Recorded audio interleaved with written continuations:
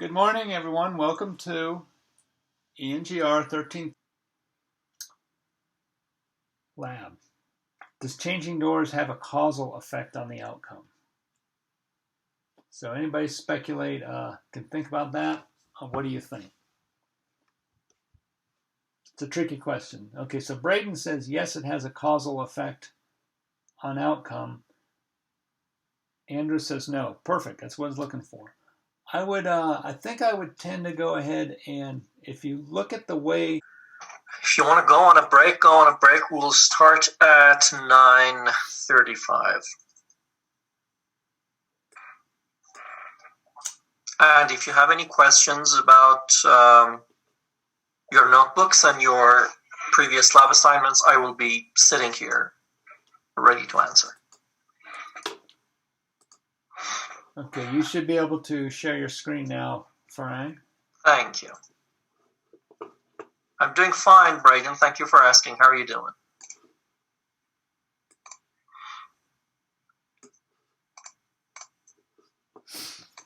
Cool.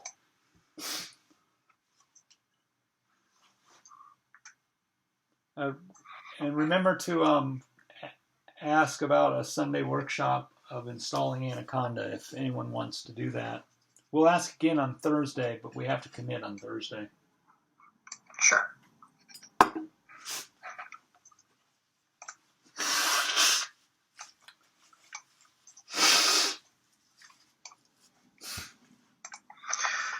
Do I know about when you will get test grades? I would say within the next 10 days or 2 weeks.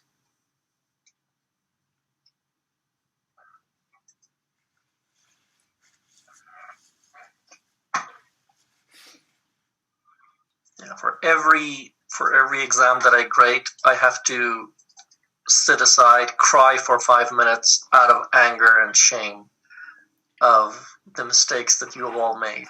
And then we have been over them. Then I have to review each one that he grades. That's a state requirement. So it's getting graded by 2 people. So CoCalc's pretty aggressive on trying to hustle money. Look at that. Yes, it's getting worse day by day. I believe by the end of the semester, half of our screens will be this red ribbon. Yeah. Well, I guess in a way I don't blame them, but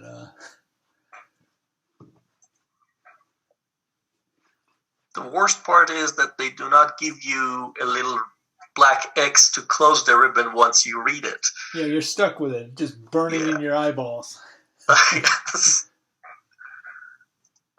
Why don't we use Rami? We are going to be a little smart about that, and that is why we're suggesting that we use Anaconda on your local computers. I'm waiting for 9:35 to talk a little more on that, but that is what we definitely suggest because it's kind of more reliable. You will not have internet connection issues getting in the way of your work. And it's just another way of keeping your documents and files. It also has the ability to reach out to the internet and get files, which you can't do in CoCalc free. Yeah.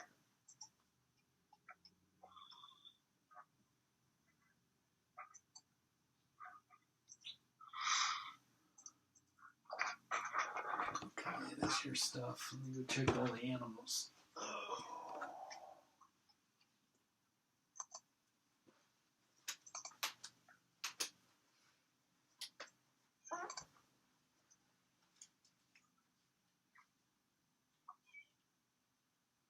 I'm going to go with this background today.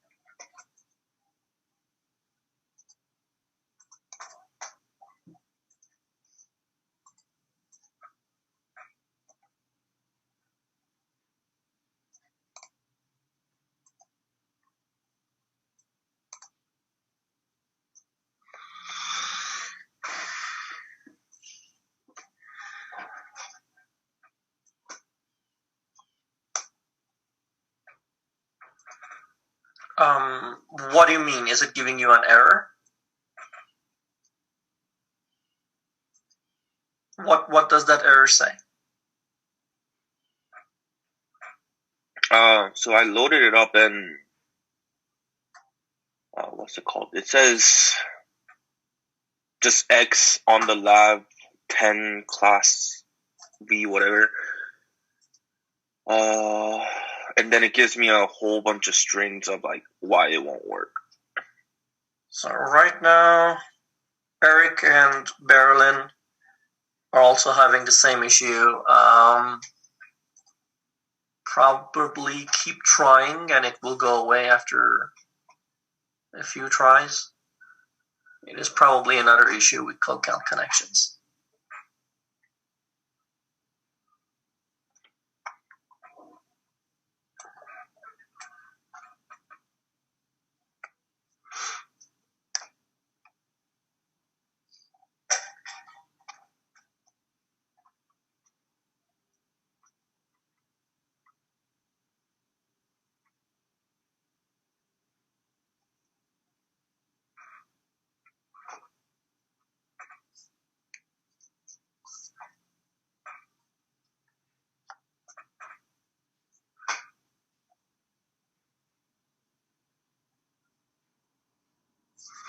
Okay, it's 9:35, and I'm assuming that after a 7-minute break, you're all back, and we can begin. Before we actually start working on our lab, I wanted to discuss something with you and ask your opinion on something. So far, all we've done in the past 10 sessions has been happening in CoCalc, the free online environment that allows you to upload files on your directory and then use that in your notebooks. And I think you have a pretty good command of that at this point. However, because of issues similar to the ones that you did experience during your midterm exam, and some of you are experiencing right now, Dr. Cleveland and I were thinking that it would be a good idea to make a smooth shift from CoCal to an offline environment. The benefits of that will be that, first of all, you will not rely on internet connections, and that will not cause you issues. The second thing is that so far we have used several external packages like NumPy, like Pandas, like Matplotlib, print tables. The reason that we've been able to use them was that in CoCalc there is a certain default set of packages installed. If for any reason you want to use a package that is not installed on CoCalc, you will not be able to use it on CoCalc.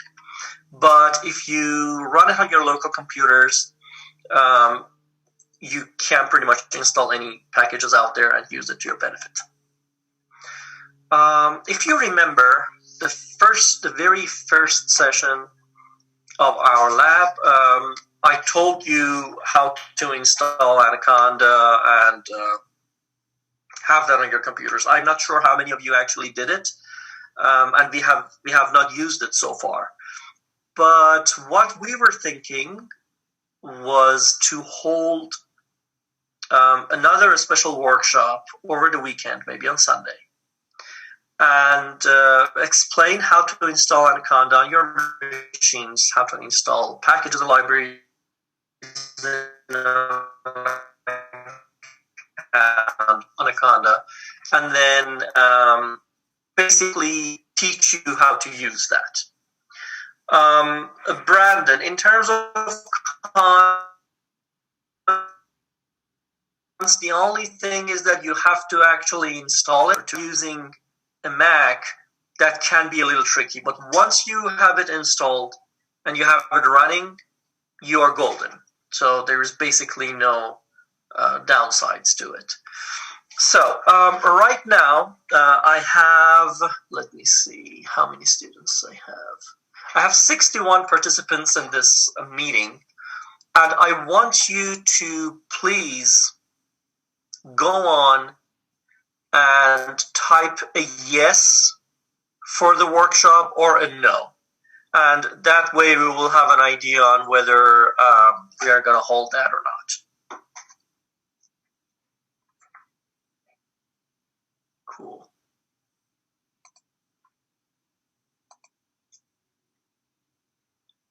Yeah, my CoCalc still isn't working. Yeah, I think mine is down too. We'll see how it goes. So cool. I'm getting all yeses. And it means that many of you are awake. I'm so excited. The same thing that's happening to your CoCalc is like happening to not loading. If we do have Anaconda, can we load it up there? Actually, let me show you what will happen if you have Anaconda.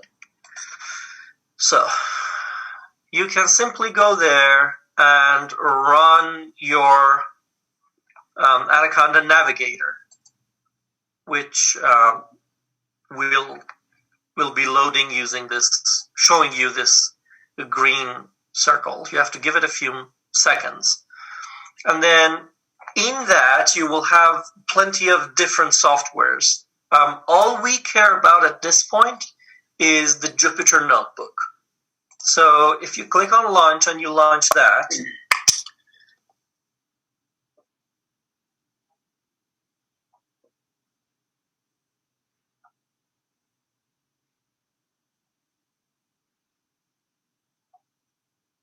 I'm trying to keep up with the chat box as well. One of the issues that actually Dr. Cleveland was talking about after your midterm is that from their server's perspective, they see a lot of IDs coming up from basically the same IP. All of them are coming out from Lubbock. And that looks pretty much like a cyber attack. So that is probably what happened during your midterm exam as well. We had almost 100 students logging in at the same time, and the server just blocked everything. Is there any way for the school to buy us the use for? I kind of doubt it.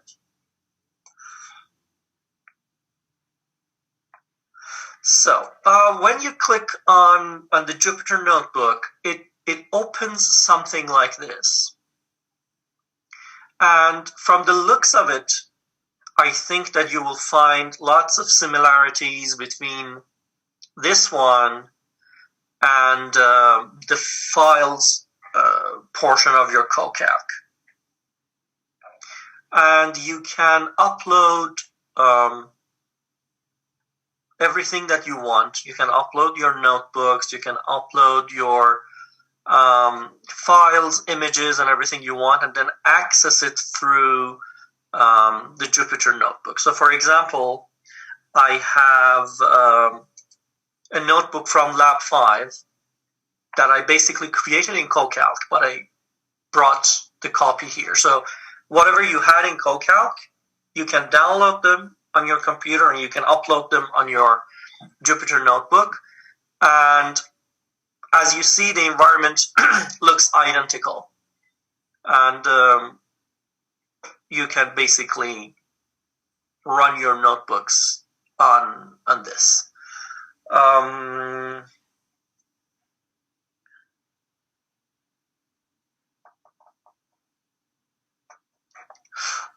I wouldn't suggest that.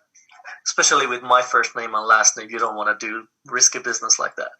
So, yeah, I think based on the feedback that I received in the chat box, Dr. Cleveland and I will hold that workshop for you over the weekend so that we can do a shift from CoCalc and all its ridiculous games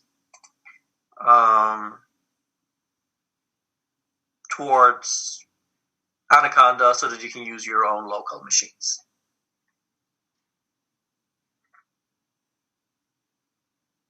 You know nothing, Jon Snow.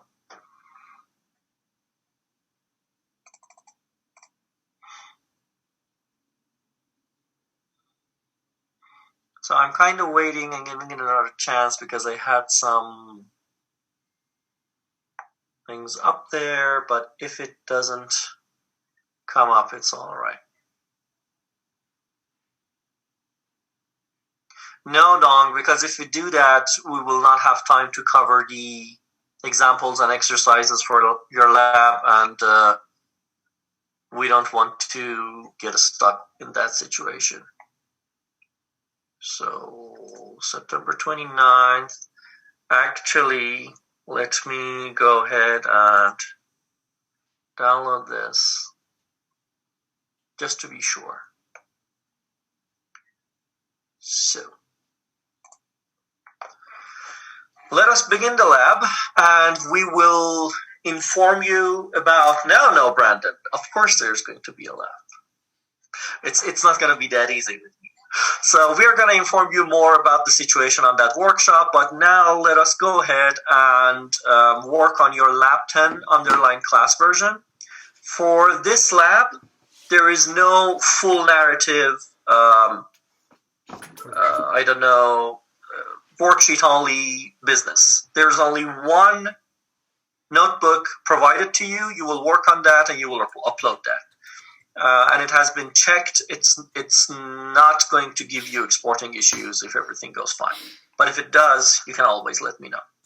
So we want you to go ahead and fill this information cell with your own information, which has been happening over the past few sessions. I'm glad. I'm proud of you guys. You're learning to type in your own names. That is a big step. So on Lab 10, we are working with simulations. I want volunteers to tell me about the Russian roulette game. Who here knows what is a Russian roulette? Brandon, unmute and tell us about it. One bullet in the chamber. And you just spin it, cock it, and if you die, you die. Exactly. So it basically is a game of usually two people sitting face to face.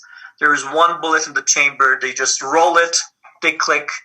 If it goes off and they die, the other person wins. If they don't, they pass the gun, another roll, another click. And it usually happens over money or just with drunk people. To be honest, this is a ridiculous game. Drugs and alcohol are involved. Yeah, but some people may find it cool in different places. So from Wikipedia, I've got you this piece of text that gives you an initial idea about the Russian roulette.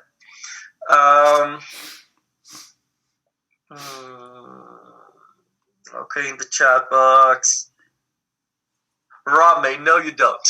But that was a good one. So, for our first example, we are asked to simulate a game of Russian roulette for 2 rounds, for 5 rounds, and for 10 rounds. The way that we do it is that we basically go in and import our NumPy package. Then I'm creating a NumPy array. I'm calling that the revolver. It has 6 elements, which are representatives of our 6 chambers here.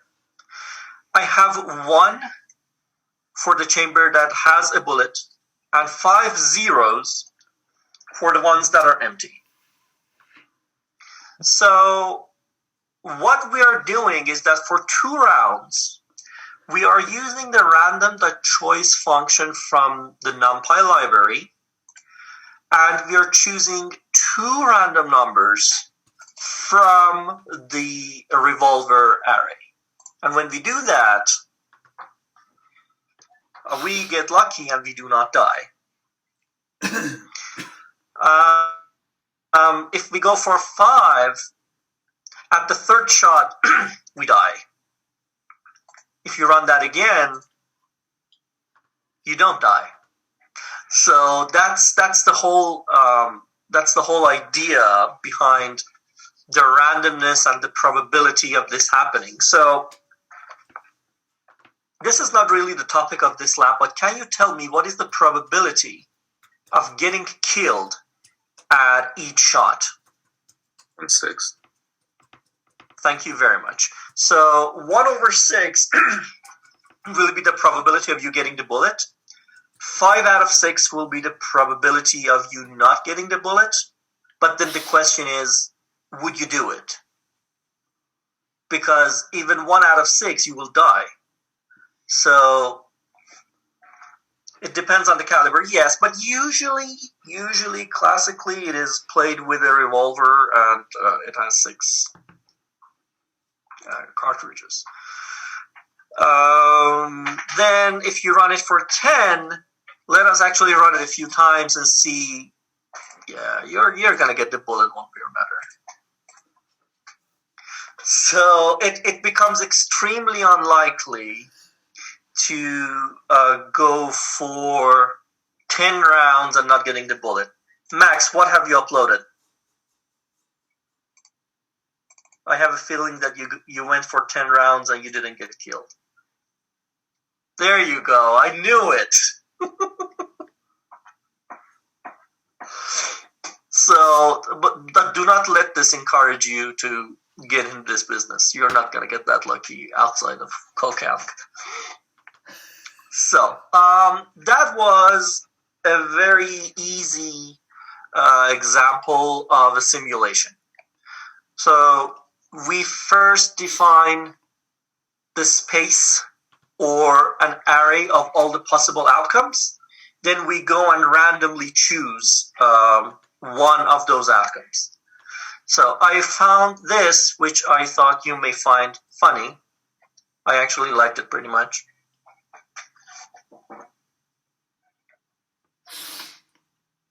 That is the only smart way of playing Russian roulette, in my opinion. So, moving on, for your exercise, that is something for you to do. We're asking you to simulate the results of throwing a d6 or a regular dice for 10 times. And those of you who are familiar with the reference d6 are cooler than the others. And I already know that I have a D&D player here. I'm trying to remember her name. Sage the Mage. Yeah. I don't know if you are currently online, Sage the Mage, but you are cool. That's a good handle. That is a good handle. Yes.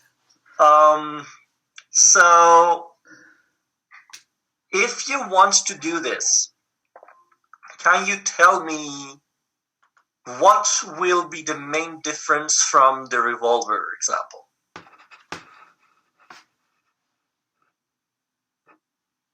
The numbered? Yes.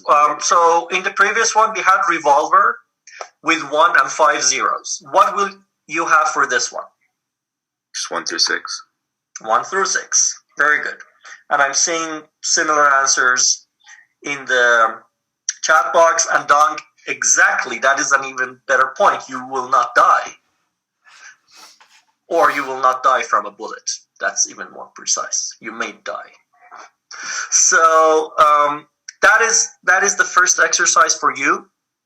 I'm not going to explain any further. I think it's going to be pretty easy. Then we are going to play a little game. Dr. Cleveland has already talked about this game with you.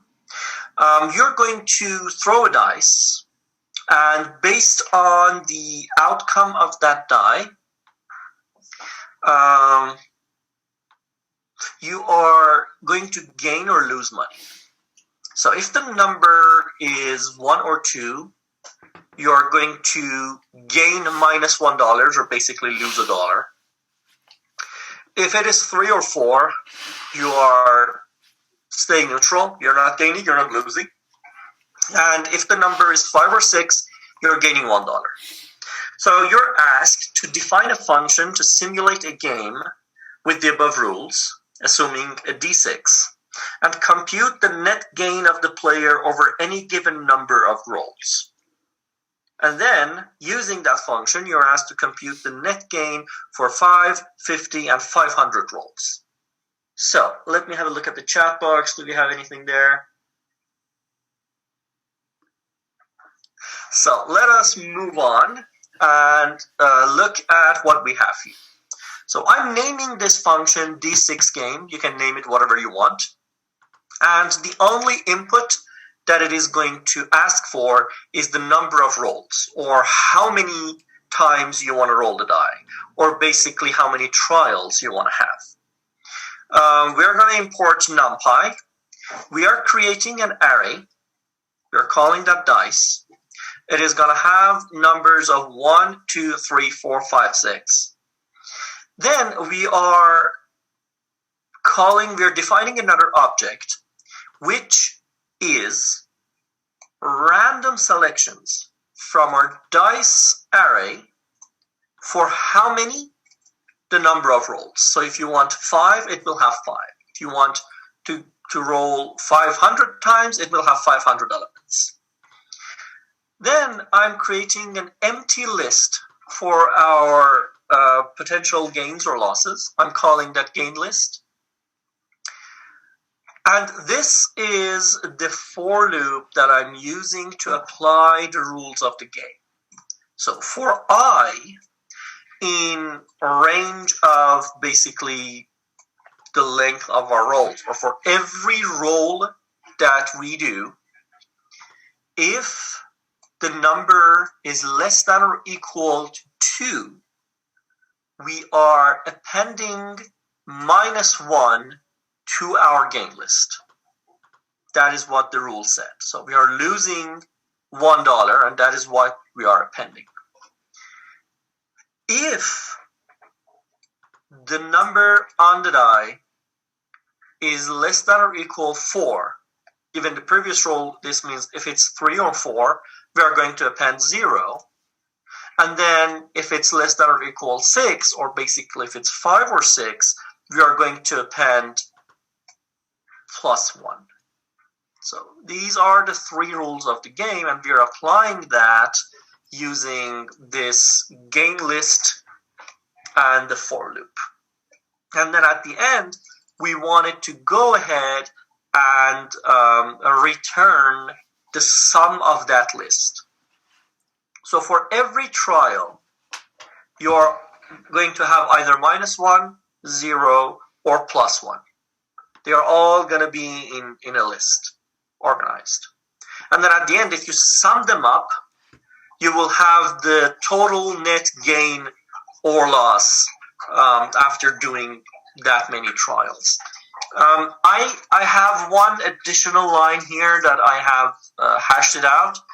That will give you a different format. You can give that a go if you want, but I suggest that you give that a go on a lower number of rolls. So, if I run my D6 gain function for 5 rolls, my total gain is going to be -1. Is that going to be always the same number? No, of course not, because of the random nature of the die rolling game. And interestingly, I'm either losing money or not gaining anything. But if I do it for 50 rounds, I'm losing -3. I'm gaining 3. Yes, dog, that was my dog. Thank you, Dr. Cleveland. Yes, if you run something and for any reason it didn't stop, you can either use the halt here, or you can just stop and interrupt the kernel or refresh your browser. For 500 rounds, if you try it, you see that the numbers can grow, but again, there is no telling whether you are gaining a lot or you're losing a lot, or you are basically coming out with with no gain or loss. That is another simulation, but with this one,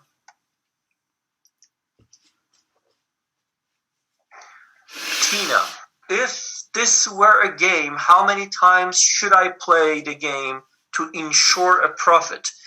To be honest, there is no way for you to ensure a profit because of the way that the rules are applied. So you basically have three conditions. One of them is a gain, one of them is a loss, and one of them is nothing.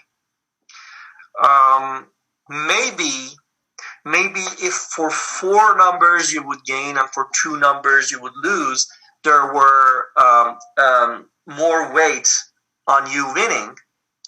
But at this current situation, it is really a guessing game. There is no way to ensure that you will make a profit.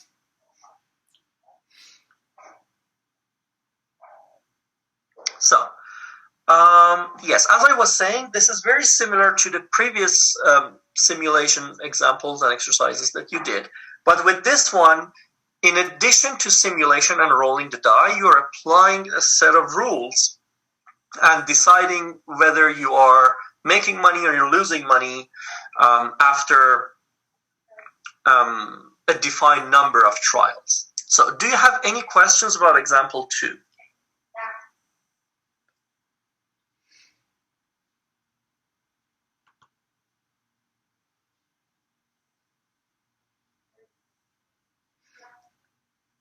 Max, I think you have been spending too much time in Vegas.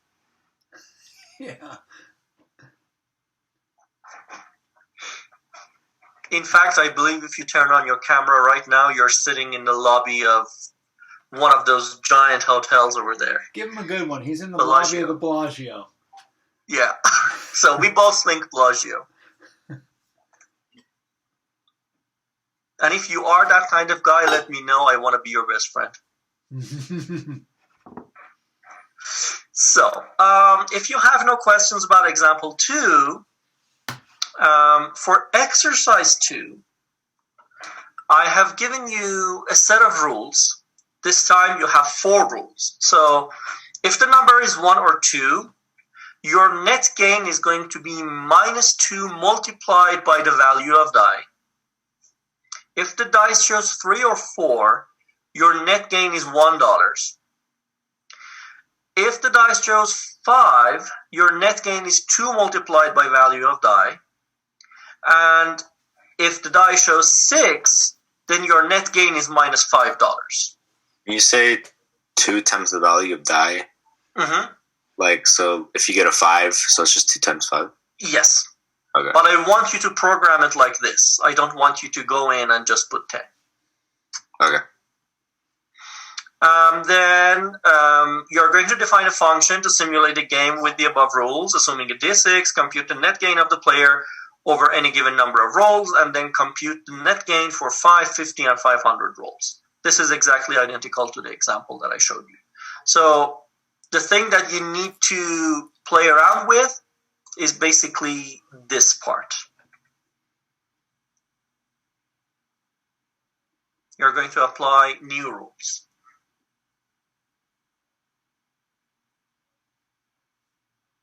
So,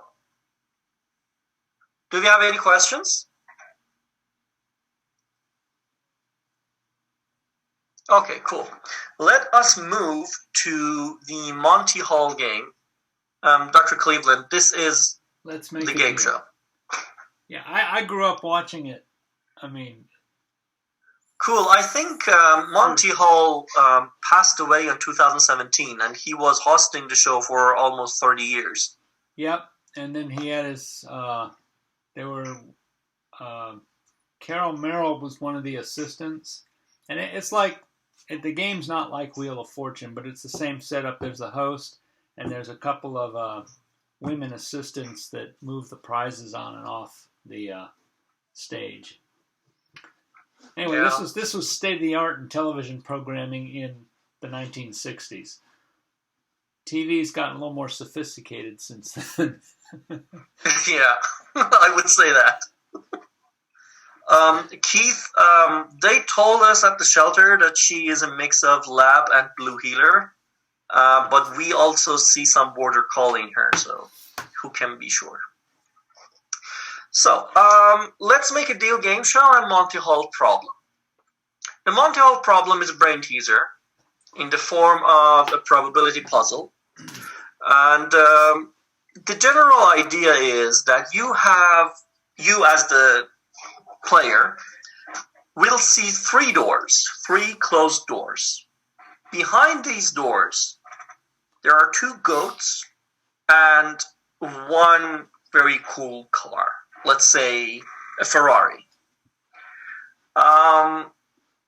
Initially, you will select a door. Let me ask if you agree with this statement. Whatever door you choose, whatever is behind that door, there is at least one of the other 2 doors that has a goat behind it. Do we agree on that?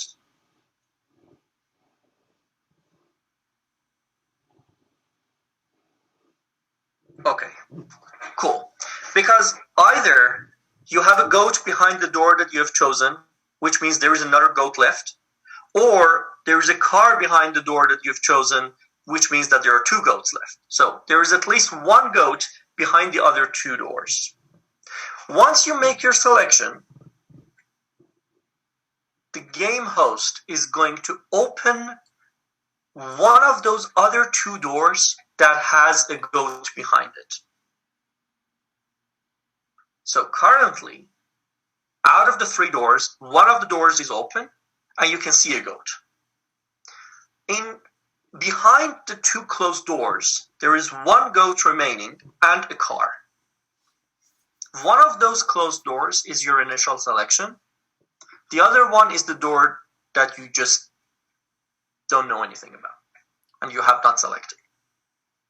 The question is, if you switch and you pick the other door, will that increase your chances of winning the car or not? Is it to your advantage to switch or not? I'm still getting yeses. Okay. Benjamin, unmute and tell me why you think that will be beneficial. The reason is because since you had 3 options the first time you picked, now that they've taken one of those options away, statistically, it's more likely that the other one could have been it. Okay. I'm not sure I explained that in the best way. Do we have anyone else who wants to give this explanation a shot?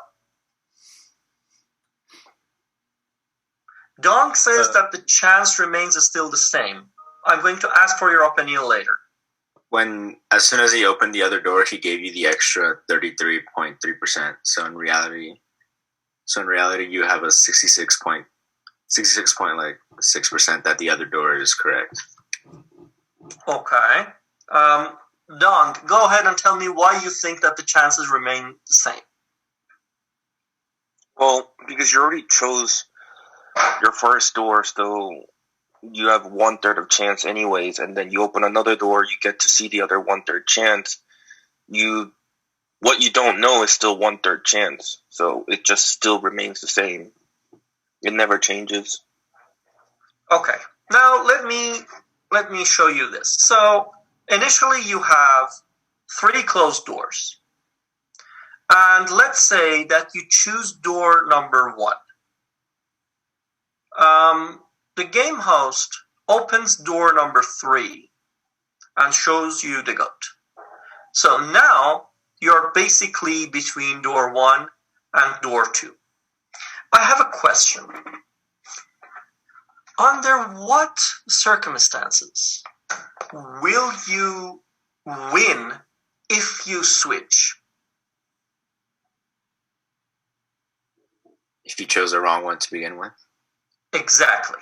So, if my initial selection of the door had a goat behind it or it was the wrong call, when I switch, I will win.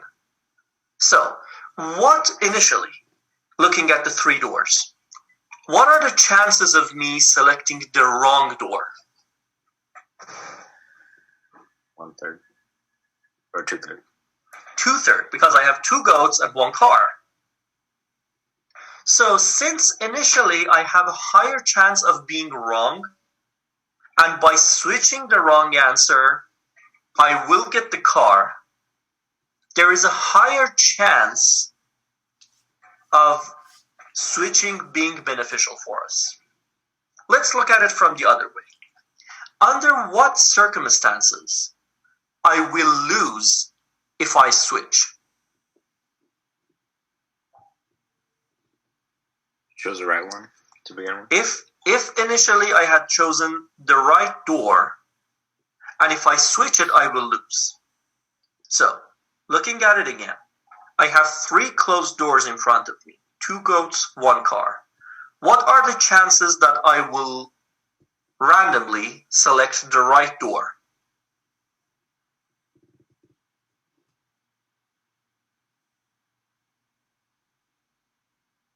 I'm seeing some answers in the chat box. 1/3. Yes. That way, not switching will only work with 1/3 chances.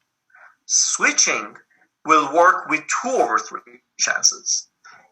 That means that switching is to the advantage of the player.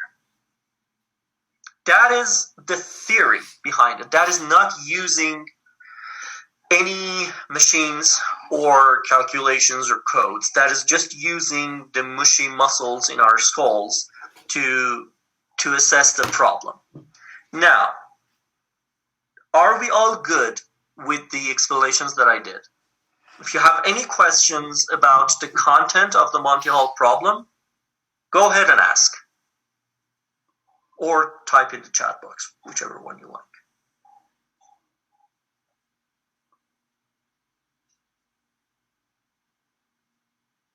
So what I'm understanding is that this is just like a mind game where they originally show you a other door that has a go in it, and it's up to you to decide if you should switch or not. But now that your probability has went from 3 doors to 2 doors, it's a 50-50 chance now. And it's just up to you to decide. Yes. But one step that you didn't mention is that the first move is by the player. The player selects a door, and the host of the game opens one of the other 2 doors that has a goat behind it. But the rest of the story that you told was true. Okay, I see it. Any other questions about the Monty Hall problem?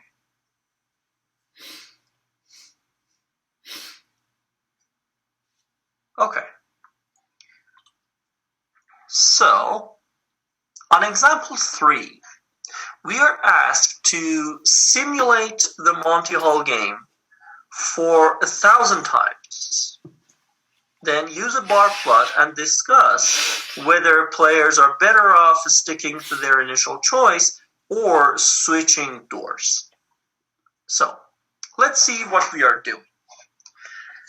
Initially, we are defining a function to return the other goat. What does that mean? This function will receive an input. That input can be goat 1 or goat 2. Because we have 2 goats. If the input is goat 1, the function will return goat 2. Or if the input is goat 2, the function will return goat 1. You do not know why we are defining this function yet. I will explain that in a few moments. But do you understand what is happening with the other goat function that I have here? If my input is equal to goat 1, it will return goat 2. If my input is goat 2, it will return goat 1. Brandon, that is quite the opposite of what is happening. We are basically saying that even though goat is goat, we are naming them goat 1 and goat 2 because we want to call them separately later.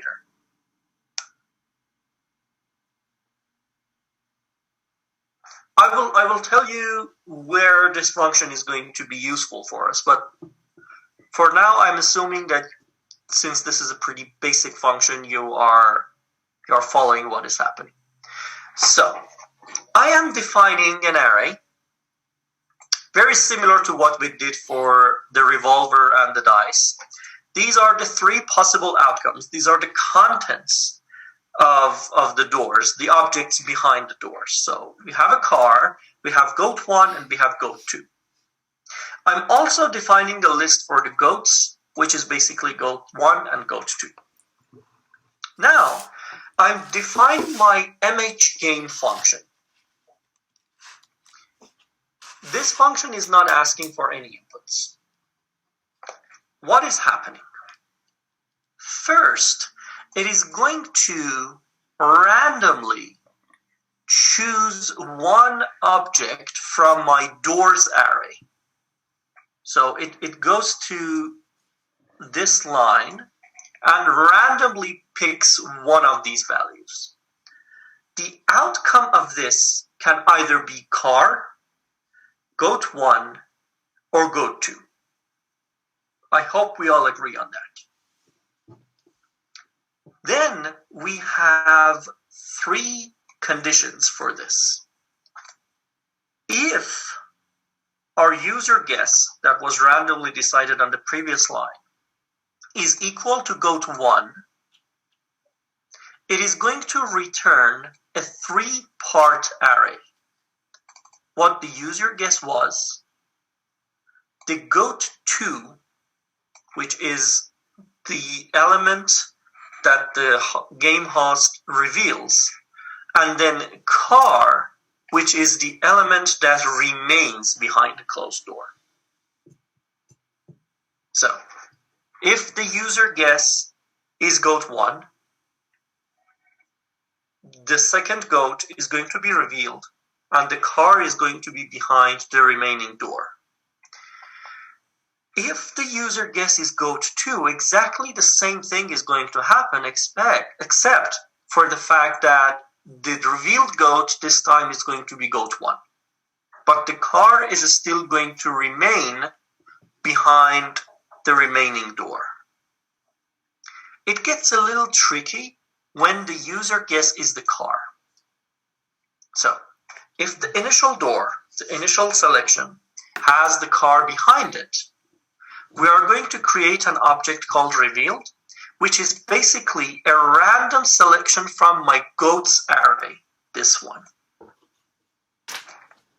The game host is going to reveal randomly goat 1 or goat 2, and that will go into the second part of our return array. And here is when my other goat function comes into play. Whatever is the revealed goat, my other goat is going to return the other goat. So if randomly the game host shows goat 1, this part is going to give me goat 2. If the game host reveals goat 2, this will give me goat 1. Looking at this function, the one that I'm highlighting right now, do you have any questions?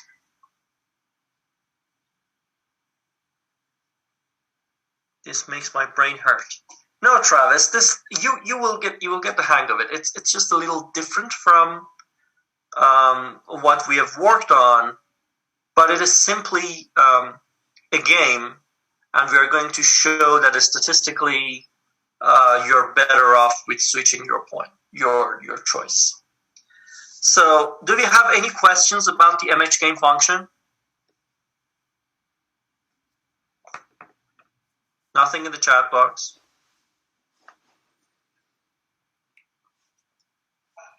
I will settle with a no. I don't know what to ask. Okay, yes, I'm going to actually explain the function again. So the way I'm programming this function is that first it is going to randomly select one of the doors. Behind that door, we may have the car, we may have goat 1, or we may have goat 2. Then I'm using 3 conditions based on the user selection to return or to receive an array with 3 strings in it. The first string is the user's guess. The second string is whatever the game host revealed. And the third string is whatever remains behind the third door, if you may. So, door 1 is the one that user selects. Door 2 is the one that the game host reveals. And door 3 is the one that remains closed. Okay? Now, in this line, we are basically making a random selection from our doors array. Car, goat 1, goat 2. The only possible outcomes. If our user guess is goat 1, the game host is going to reveal goat 2, and car is going to stay behind the remaining door. If our user guess is goat 2, the game host is going to reveal goat 1, and the car is still going to remain. If the user guess is the car, we have 2 goats left. The host is going to reveal one of them randomly, and the other one is going to remain. That's what's happening in the last 2 lines. Randomly, we are going to select goat 1 and goat 2 and reveal that, and then use the other goat function that we defined earlier to select the other goat and put that in the third position of our return array. Let me have a look at the chat box. So Max, I hope that was helpful. If you still have a question, let me know. Aziel, so it's 2/3 because both doors have an equal chance of having the car. We have 2 goats and we have 1 car. So out of the 3 possible outcomes, 2 out of 3 goes for goats, 1 out of 3 goes for cars, or car in this case. So I hope that has answered that. Reading that last if statement, does it just assume the user will switch their choice? No. We are not talking about switching choices. So our user guess is going to be randomly defined from the doors array. It's either goat 1, goat 2, or car. Whatever that is, that will remain as our user guess. Then, depending on what the user selects, we are going to reveal something. And it should be one of the goats. That's the rule of the game. One way or another, the game host is going to reveal one of the goats. And then since we have the user guess and we have the reveal item, the third item, whether it's a car or another goat, is going to be in the third position of our return array. How do you run this function multiple times? I will get to that in a moment. Okay, I am going to move forward, and then if you have more questions, we will come back to it.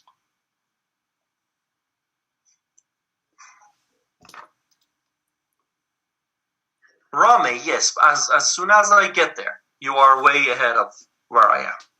So, once we define the function, I want to check and see whether it is doing what I want it to do. That is something that I have always been recommending to you to. Simply defining a function and not getting an error is not enough. You need to make sure that it is doing what you want it to do. So I'm going with this. So for I in NP range of 1, so basically one step only, I am running the mhgame function, assigning that to my object A. Then I'm printing my object A. Since the way I intended my function to be was to return an array with 3 values, I'm asking it to print the first one, the second one, and the third one. I expect this to be user guess, revealed, and remaining. Start project.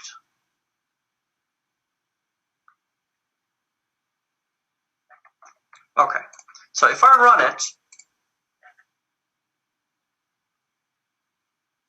do I have to run everything from the top?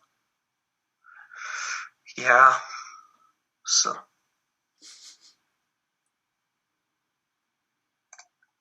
run np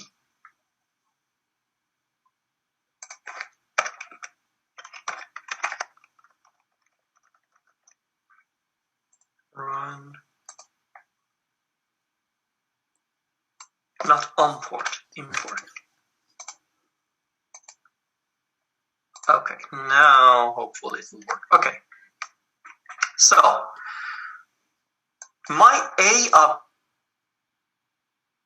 object is an array of 3 elements, as I wanted it. The first one is my user guess, the second one is the revealed, and the third one is the car.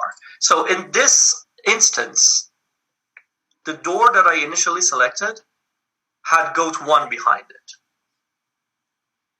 Monty went ahead and opened a door and showed me goat 2, and behind the remaining car, the remaining door was the car.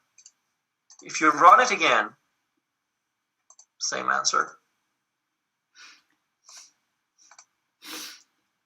This one, I went with goat 2, goat 1, and car. I'm looking, yes. For this one, my initial selection had the car behind it, and then the game host showed me goat number 2, and goat 1 remained behind the door. The check that you need to make at this point is that you do not get the same item twice. If you get that, that is definitely wrong, because you only have 1 car, 1 goat 1, and 1 goat 2. And you can't get 2 of them. So that is the check that you need to make.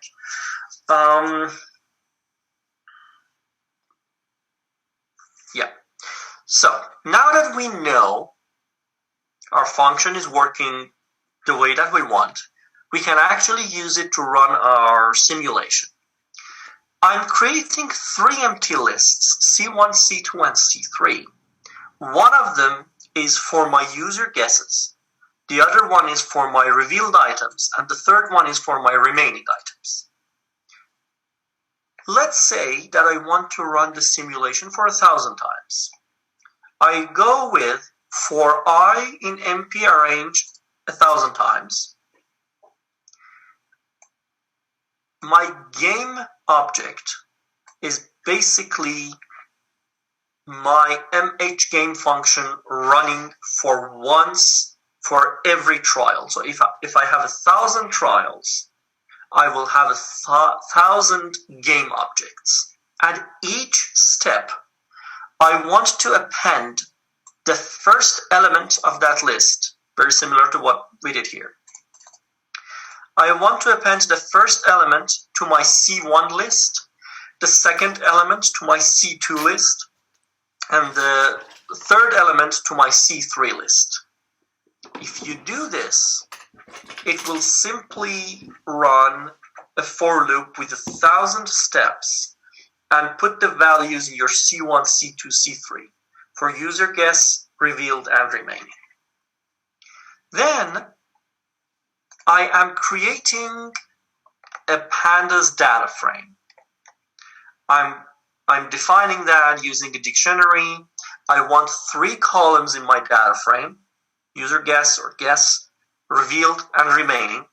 the content of guess is my C1 list, the content of revealed is my C2 list, and the content of remaining is my C3 list. And if I run this, it will be, first, if you look below this table, it will show you the attribute. So it has 1,000 rows because we did it for 1,000 rounds, and 3 columns as we defined. And you will see the values of the first 5 rows and the last 5 rows.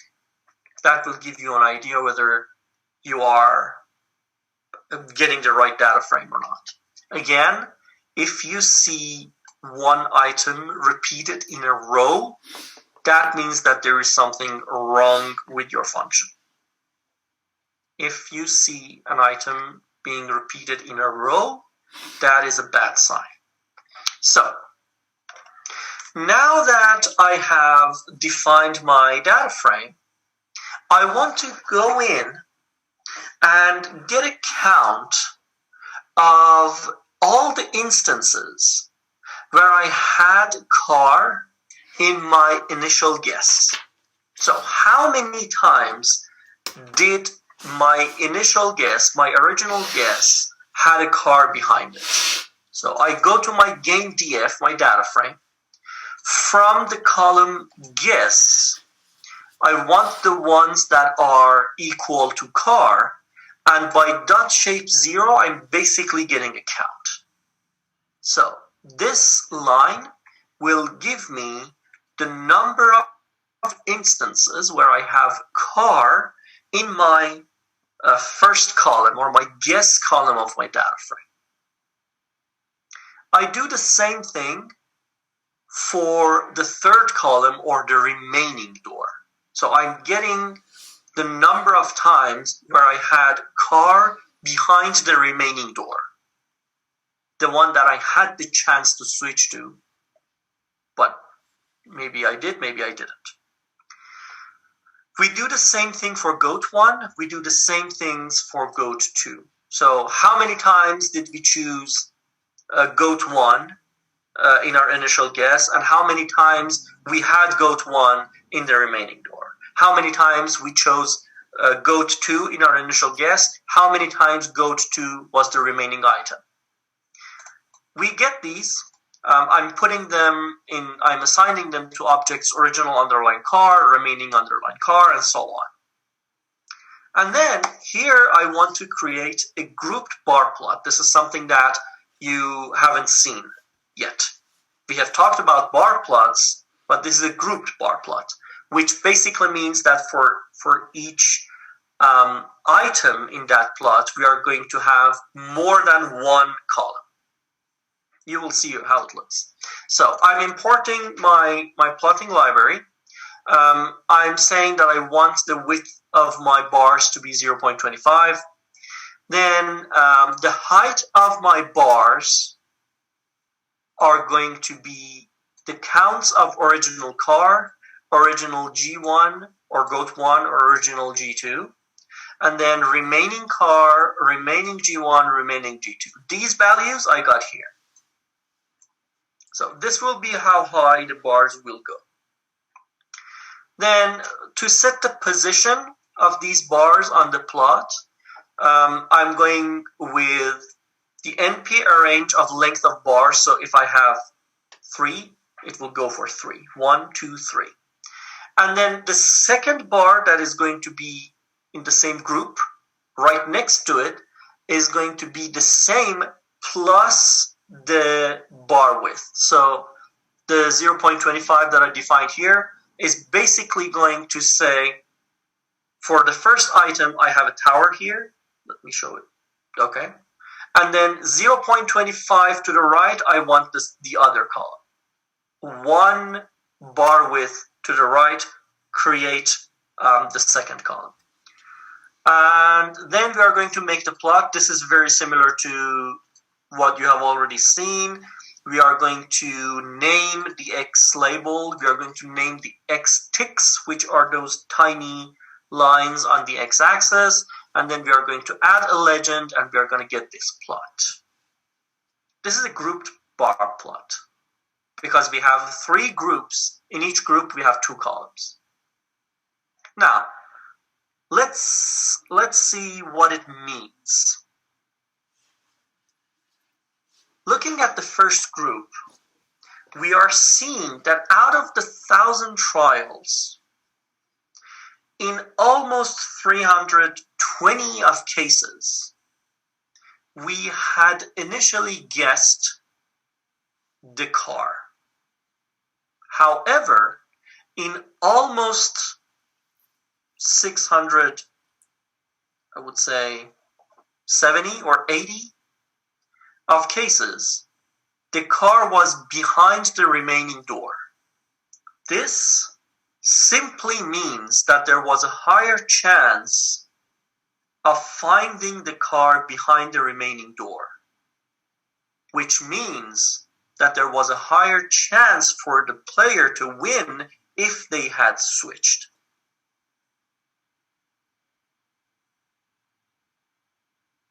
Is this clear?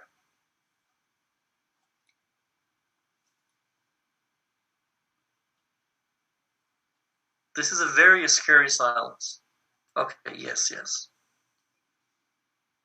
So Rami, you had a question about the bar graph.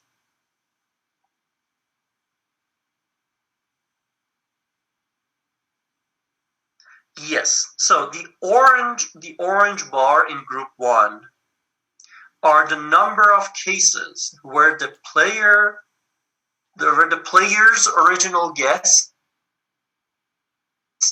had the car behind it. So the door that they had selected was the right door for almost 300 cases. But for almost 700 cases, the car was behind the remaining door, so they had the chance to switch. Yeah. And at the same time, if you look at GOAT 1 and GOAT 2, there is a lower chance of finding the goat in the remaining door. That is also in support of the same idea. If you switch, there's a higher chance for you to win.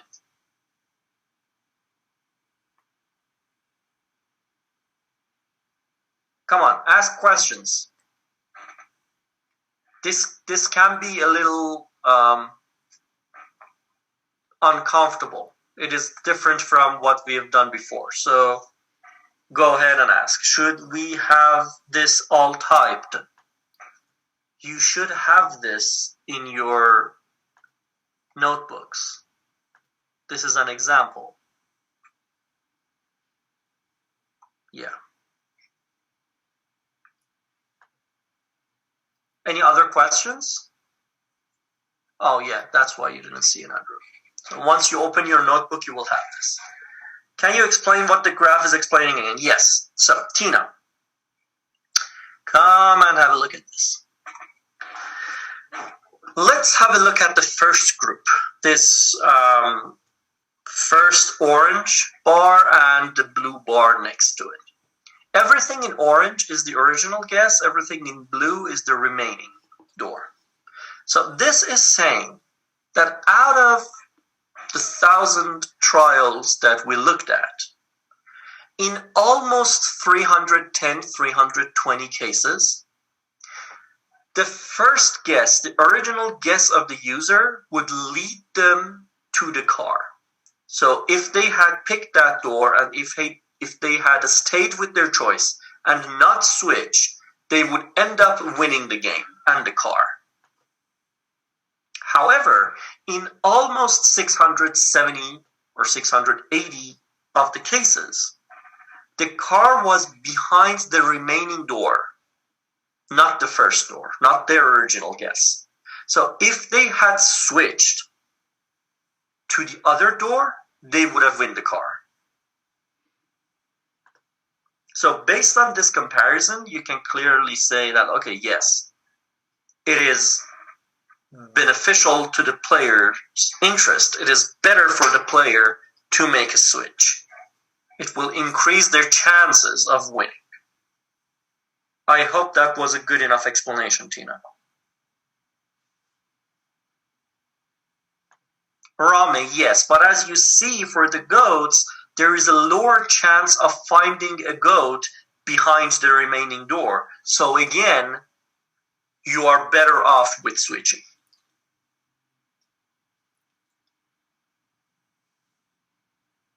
Yeah, Max, that will have some tricks to it that we will go over in the workshop.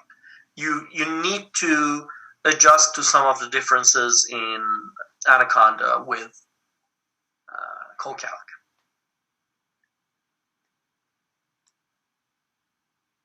Rami, if you had initially chosen a goat, the other goat is revealed to you. So you can only switch to the car. You see the point?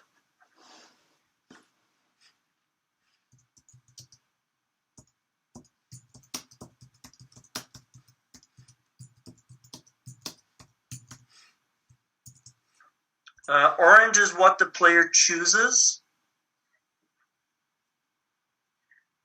Orange is what the player chooses, and blue is the remaining options that the player... Kalen, not the remaining options, the remaining option. Because other than the door that you initially select, there are only 2 doors left. One of them will be open to you with the goat, and you only have one remaining door. Yes, if you choose the car and you switch, you will lose. Yes.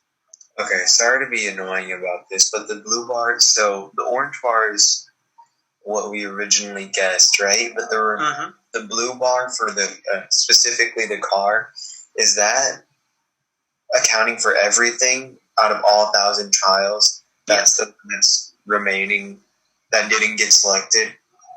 Yes. So for 680 cases out of 1,000 cases, the car was found behind the remaining door.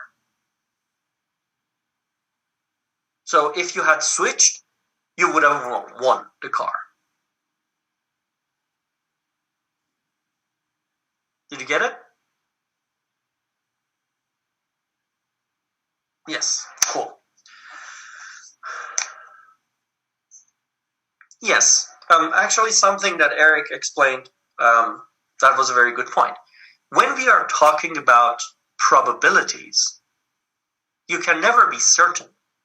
If you are certain, then it's not a probability, it's a fact.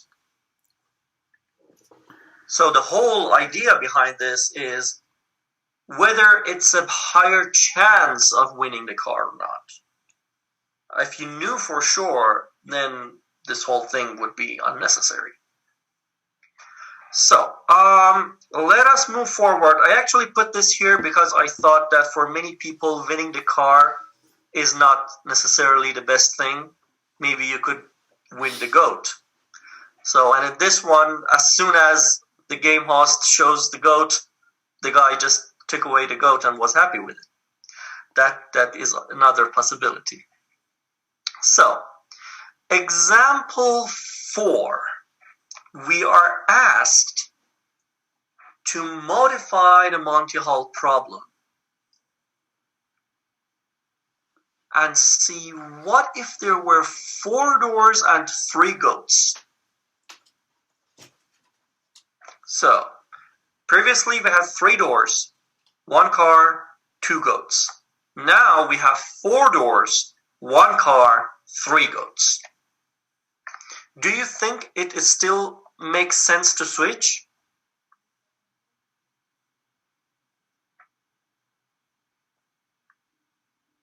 Ben says yes. Rami says yes, but with a not very certain yes. Others?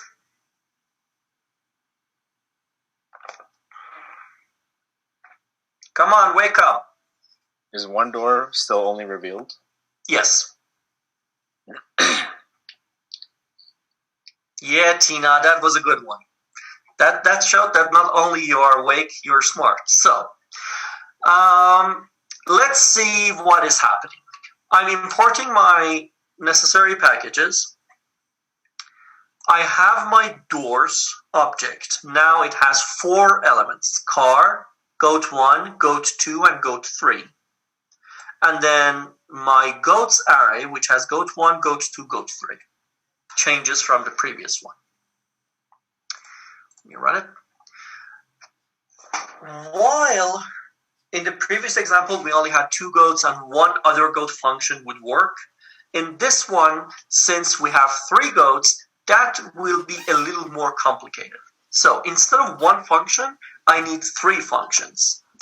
Other goat 1, 2 between goat 1 and goat 2. Other goat 2, 3 between goat 2 and goat 3. And other goat 1, 3 between goat 1 and 3. You will see why.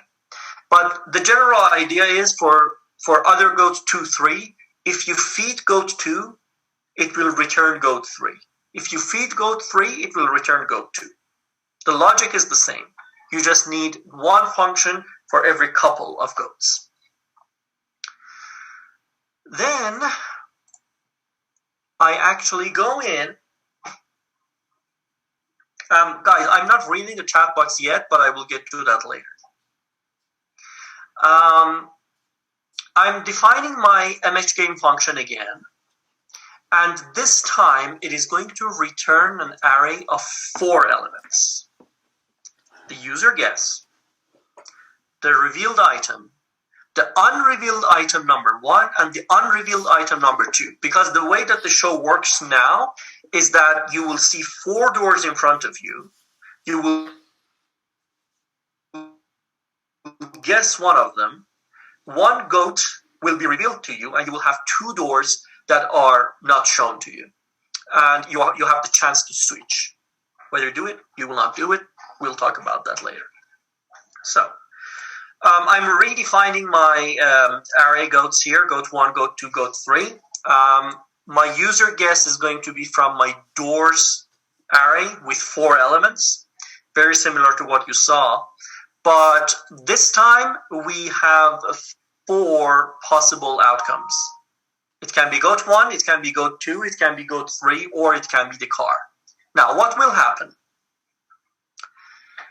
If the user guess is goat 1, I'm going to reveal randomly an item from my goats array without that goat.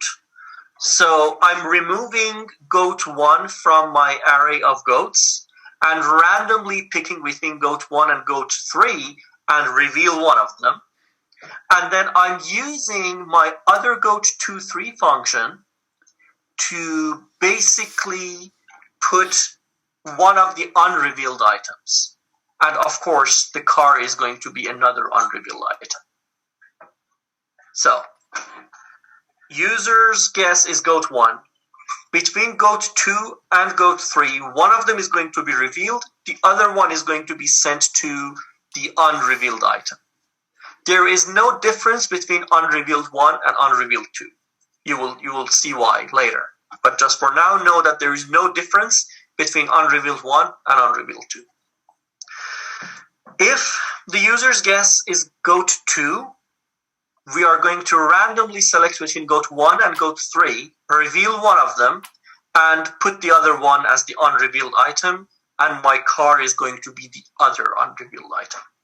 Similar for goat 3, we are going to randomly reveal goat 1 or goat 2, put the other one as one of the unrevealed items, and again, car as my unrevealed item 2. If the user's guess is car, then I'm randomly selecting from goat 1, goat 2, and goat 3, and revealing one of them. And then I am putting the other 2 goats as my unrevealed items. So these are the main differences between this function and the one in the previous example. Again, I will check my function for 1 round and see whether it is repeating anything or not. So for my first guess, my original guess was car. Goat 1 was revealed for me. Goat 2 and goat 3 were the unrevealed items. Let's run that again. This time my initial guess was goat 3, then goat 1 was revealed to me, goat 2 and car are my unrevealed items. So the function is working. Similar to what we did before, but this time we need 4 lists. 1 for user guess, 1 for revealed, 1 for remaining 1, 1 for remaining 2. I'm going to run this simulation for 1,000 trials and append the first element of the list to my C1, the second element to my C2, third element to C3, fourth element C4. I'm creating a data frame. Again, the only difference from the previous example is that now I have 4 columns. C1 is my guess, C2 is my revealed, C3 and C4 are my remaining 1 and 2. And when I run this, it will give me a data frame with 1,000 rows and 4 columns, and you will see that everything is the way that I want it. So I'm happy. Again, if you have an item repeated in a row, that is bad news. Very similar to what I did for counting my original car, remaining car, original goat 1, goat 2, goat 3. But for this one, when it comes to counting the remaining, you need to count the remainings in the third column plus the ones in the fourth column. That is why I told you earlier that it doesn't make a difference between remaining item 1 and remaining item 2, because we're going to add them together. So how many times did I have car in one of the unrevealed items or remaining items? The same logic for car, goat 1, goat 2, and goat 3. Then I'm going to do the same grouped bar plot, and the results is here. So again, you see that it is to the benefit of the user to do the switch when they can, because in more than 700 cases, the car was in one of the remaining doors, while in less than 300 cases, the car was behind the original guess. So comparing these plots between this one and the one from previous example shows us that as the number of doors and goats increases, it makes even more sense to switch. I hope this was helpful enough for you to see what's happening. So the more chances for you to make the wrong selection initially, the more it makes sense for you to do the switch. And we are already past our time, so I had put this here for you because I was thinking of what I can give you for your exercise. Then for exercise 3, we've asked you to run the modified Monty Hall game for 10, 100, and 1,000 rounds, show bar plots for each series, and explain the differences. So for exercise 3, we want 3 grouped bar plots, and we want 1 markdown cell with you explaining what is different between these 3 and what could be the cause of that difference. So sorry, Dr. Cleveland, for running 2 minutes out of time. Yes, Dooley, that is the modified game with 4 doors. If you need my help with anything, or if you want an extra Zoom meeting, email me. I will send you the link. Otherwise, I'm going to pass this meeting to Dr. Cleveland. And according to the feedback, we will probably hold that a special workshop for you on Sunday. And we will inform you more about that through announcements and emails or on the Thursday session. Thank you very much. Let me know if you want a Zoom meeting in email. And Dr. Cleveland, back to you. Okay, thank you very much, and welcome to the fascinating world of computer gaming simulation. This has practical application well outside Monty Hall games. Much modern statistic methods are actually made using simulations to infer the underlying distributions that explain behavior. like I did in the lesson, the red curve that I plotted, you wouldn't know that initially by looking at a histogram, but by doing lots and lots of simulation, we can come up with functional explanations. So that's the whole point of this. It's okay if you don't find it easy, because it's a different way of thinking than you're accustomed to, but all it is arithmetic. And with that, I will close off the meeting because I've got 7 minutes to create my next one. And I want to wish you all a good day. And the usual, stay safe, don't get infected, don't infect other people, and someday we'll all be able to see each other live in the same room. So good day, everyone. Take care. Be safe. Bye-bye.